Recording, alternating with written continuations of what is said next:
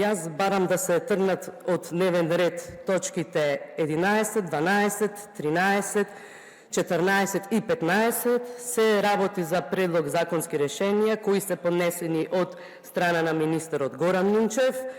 и во сите овие 5 предлог законски решенија се продолжува праксата на бришење на името Република Македонија, каде се заменува со името Република Северна Македонија.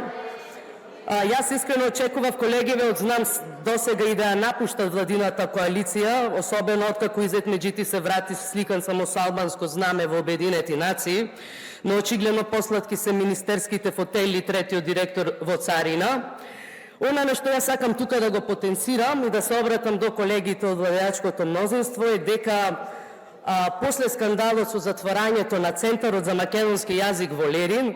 колегите од власта имаат целосен легитимитет и право да не го почитуваат Преспанскиот договор, односно во најмала рака да го стопираат неговата употреба. Не знам колку сте запознаени со одлуката на апелациониот суд во Грција, сметам дека треба да сте запознаени, затоа што директно ги тангира македонците кои живеат во Грција.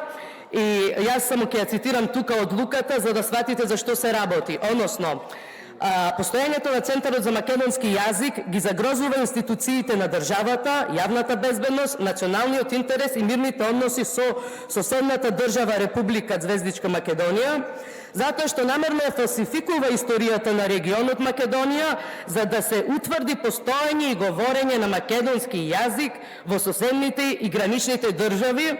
кои се главно погранични области со Република Звездичка Македонија, односно каде население го зборува грчкиот јазик и со чиста грчка национална свест. Односно со други зборови, апелациониот суд во Грција токму пред еден месец донесе одлука дека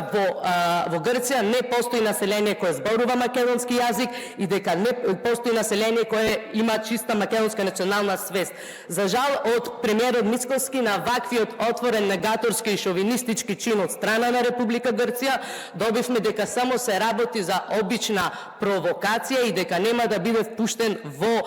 политичка расправа.